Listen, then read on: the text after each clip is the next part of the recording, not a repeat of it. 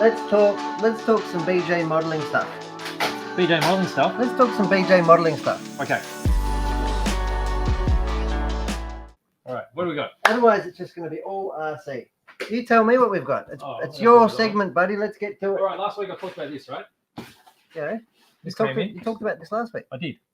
But this being the best 32nd scale Spitfire Mark 1 that's now available from Kotare, I thought I'll show you the best 48 scale one. Okay. I see what you've done there. Do you? I see. I get it. Are you sure? So you've showed us the best 32nd scale. This one is the best 48 scale. 48. So this one's a Tamiya kit. What makes it so great? Just its fit. It's quite a new tooling from Tamiya. Is it new? It's not super new. It got released last year. Oh, okay. Yeah. But we've had a recent restock. Yes. So we do have some available. That's right. And these are always very, very popular. Are they? Yes. So if the 32nd scale is a bit big for, your workbench or for, just your space. What's the wingspan on this one? Just say so on the front. Well, I need to know because what if my workbench is too small? Well, that's right. 235. 235. Perfect. Because my workbench is 237. That is absolutely perfect for you. I'll put it aside. Couldn't get any better. No, not at all. You can look forward to the Model Expo this year. Yes. I'll enter that. No. All right. No, I will not. You will. Definitely won't. You'll be there anyway. Spitfire Mark 1. 48 scale. Love that. Okay. So apart from that, what else we got? I was going to look at this. Oh. This is a new kit. What is it? Why is it so big? It's a big ship. But it's only a small scale. This is the German destroyer from... It's not 1/32 scale though. It's not 32nd scale. It's a big box though. This is a big box.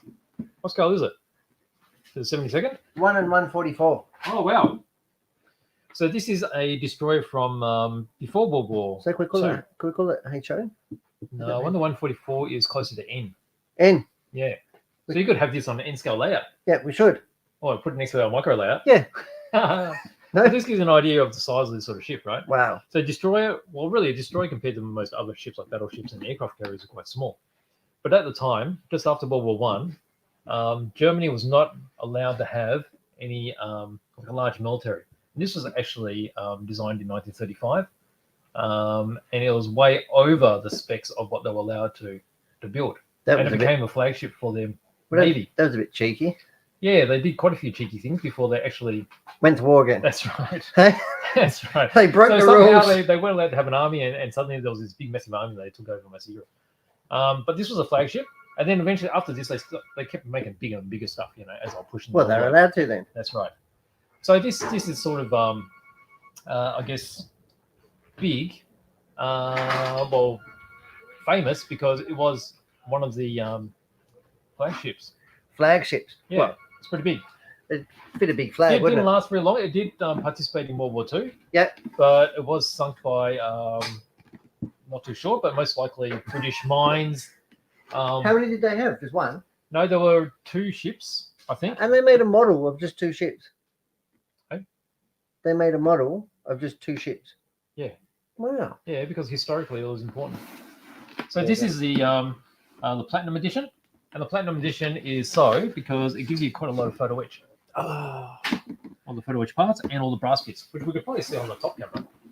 Let's go to top camera down. All right, let's go over here. It's an awfully big box. It is a big box. All right, so the Z1 or the Z5. Okay, they're the different the destroyers. What does the Z stand for? I don't know. Zeppelin? No, that was a hot air balloon. Oh, was it? Could have been. So look at all the photo etch they give you. So there's all the railings and such. You can see here. Oh, where? Oh, yeah. There's shows you some of the detail points. All right, so you see all the guns are all brass. Do you paint them or do you leave them brass? No, you paint it. So they just left it there so you can easily recognize what's plastic and what's brass. I was going to say, that's a bit of bling. They didn't roll like that, Bling, did they? bling. Well, some people actually like building their stuff and Really? living it like this. It's a bit gangsters, like having a gold tooth. It is, isn't it? Since you put it that way. So very special indeed. So there you go. So that is... What was the last destroyer you ever built? I haven't built a destroyer, actually. Have you? No. Well, here you go. I know what to get Last you. time I built a ship I know what was to get very, you very for long Christmas. time ago. So look at all the machine brass parts. And then there's 1, 2, 3, 4 frets, large frets of photo etch. The silver one being stainless steel. It's called a fret, It's a fret. not a sprue. That's right. Hmm. So there you go. Platinum edition. We've been in quite a fret today, to be honest. Quite a fret. There you go. Fretting heavily.